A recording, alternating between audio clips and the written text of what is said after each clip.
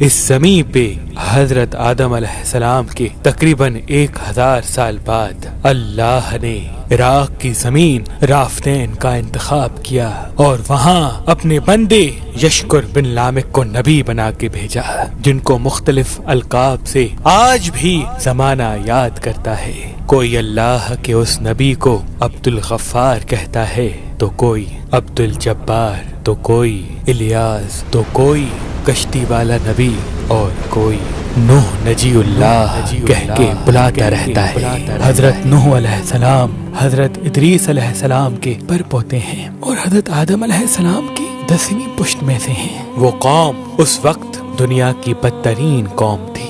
وہاں ظلم کرنا، نفسانی خواہشات پر فخر کرنا، بتوں اور شیطانوں کی پوجا کرنا عام تھا۔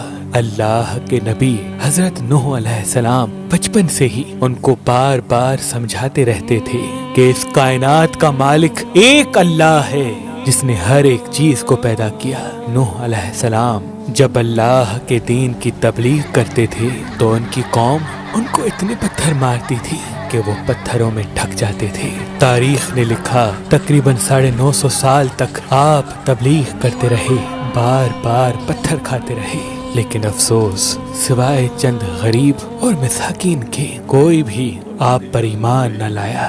آپ اپنی امت کے لیے اتنا روئے، اتنا گریہ کیا کہ آپ کا نام ہی نوح پڑ گیا۔ بس اتنے میں اللہ اپنے نبی پر وحی کرتا ہے کہ اے نوح، اب یہ تیری قوم ہدایت نہیں پائے گی۔ نوح علیہ السلام رو کے اللہ کی دربار میں فریاد کرتے ہیں کہ اے اللہ، یہ انسان ظلم کرنے کو مذاق سمجھتے ہیں، ایک دوسرے کے خیال کرنے کو، مدد کرنے کو بزدلی سمجھتے ہیں، تیری عبادت سے منہ موڑتے ہیں۔ اے اللہ، اس میری قوم کو نیست و نابود فرما۔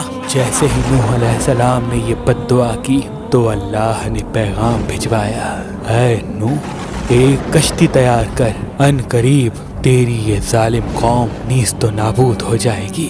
بس اللہ وحی کے ذریعے اپنے نبی کو بتاتے گئے اور اللہ کے نبی نوح علیہ السلام وہ کشتی بناتے گئے۔ جیسے کہ نوح علیہ السلام ایک پہاڑ پہ رہتے تھے تو نہ وہاں سمندر تھا، نہ دریا، نہ درخت تھے۔ بالآخر اللہ کے نبی نوح نے درخت اگائے اور اس کی لکڑی سے کشتی کو بنانا شروع کیا۔ آپ لکڑی سے بڑے بڑے تختے بناتے، پھر لوہا لاتے، اس سے کیل بناتے، تختوں کو جوڑ کر اس میں کیل ٹھوکتے گئے۔ تاریخ نے لکھا تقریباً 100 سال تک آپ وہ کشتی بناتے رہے اور آپ کی قوم روز آپ کے پاس آتی اور آپ کی توہین کرتی، آپ کو پاگل کہتی کہ نہ تو یہاں دریا ہے نہ سمندر، پھر بھی یہ پاگل کشتی بنا رہا ہے۔ اللہ کے نبی نوح علیہ السلام آسمان کو دیکھ کے صبر کرتے اور اللہ کے حکم کو تسلیم کرتے۔ اس کشتی کا طول 300 گز، اونچائی 30 گز اور عرض 50 گز تھا۔ ایک روایت کے مطابق اس کا طول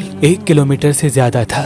یہ کشتی عام کشتیوں کی طرح نہیں، بلکہ جس طرح سے اس کشتی کو نیچے سے بند کیا گیا تھا ویسے ہی اوپر سے بھی بند کیا گیا تھا تاکہ بارش کا پانی بھی کشتی میں داخل نہ ہو سکے۔ اس کشتی میں الگ الگ 3 درجے بنائے گئے تھے۔ نچلا درجہ جانوروں کے لیے تھا، بیچ والا طبقہ انسانوں کے لیے اور اوپر والا حصہ پرندوں کے لیے۔ ہر درجے میں ایک دروازہ تھا۔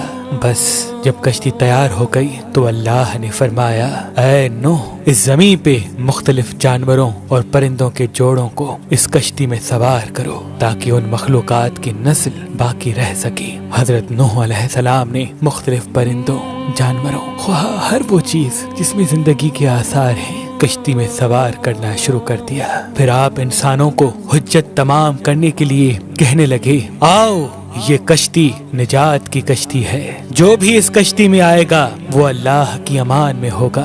وہ پوری قوم ہنستی رہی۔ تاریخ نے لکھا آپ کے ساتھ تھوڑے سے ہی لوگ تھے جن کی تعداد بعض کتابوں میں 80 بتائی گئی ہے، جن میں آپ کے 3 فرزند حام، سام، یافز اور ان کی بیویاں بھی موجود تھیں۔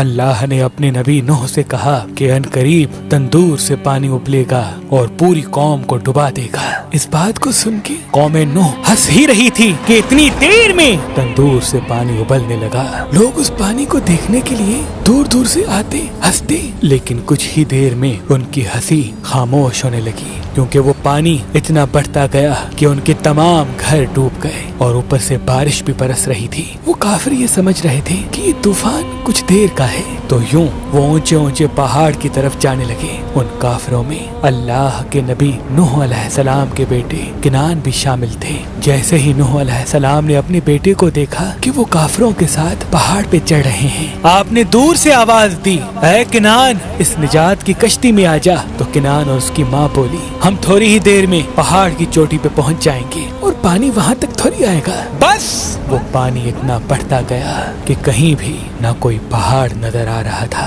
نہ کوئی درخت نظر آ رہا تھا، بس وہی بچے جو اللہ کے نبی نوح علیہ السلام کی کشتی میں سوار تھے۔ اس وقت پانی زمین سے 10,000 گز بلند تھا۔ مسلسل پانی بڑھتا رہا، چڑھتا رہا۔ 40 دن بعد پانی کا بڑھنا ختم ہو گیا، بارش بھی رک گئی، لیکن چاروں طرف صرف پانی ہی پانی تھا۔ تقریباً 5 ماہ تک کشتی پانی میں ہی طواف کرتی رہی، کسی جگہ پہ نہ ٹھہری۔ بالآخر دریائے دجلہ کی مشرقی سمت میں ایک پہاڑی جس کو کوہ ارارات کہتے ہیں، اس کی ایک چوٹی کا نام جودی ہے۔ اس چوٹی کی اونچائی تقریباً 13,000 فٹ ساحل سمندر ہے۔ کشتی نوح اس چوٹی کو لگ کے ٹھہر گئی۔ یہ تاریخ 10 محرم اور جمعے کا دن تھا۔ بس اللہ کے نبی نوح علیہ السلام نے کبوتر کو بھیجا کہ دیکھ زمین پر پانی خشک ہو رہا ہے یا نہیں۔ کبوتر گیا اور زیتون کی ٹہنی اٹھا لایا۔ اللہ کے نبی نوح علیہ السلام نے اللہ کا شکر کیا اور یوں رفتہ رفتہ پانی کم ہوتا گیا۔ آپ اور آپ کی جماعت تقریباً 5 ماہ تک جودی پہاڑ پر ٹھہرے۔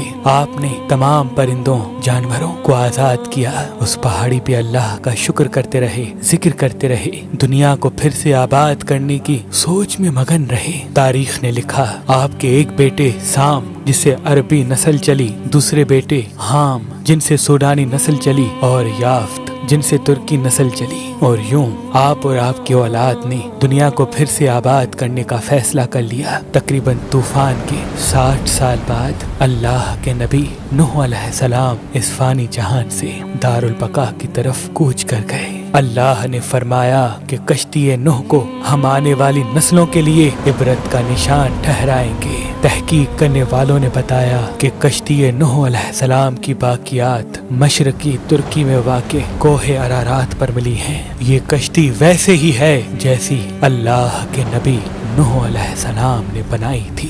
سلام ہو انسان کی نسل کو پھر سے زندگی دینے والے اللہ کے نبی نوح نجی اللہ علیہ السلام پر۔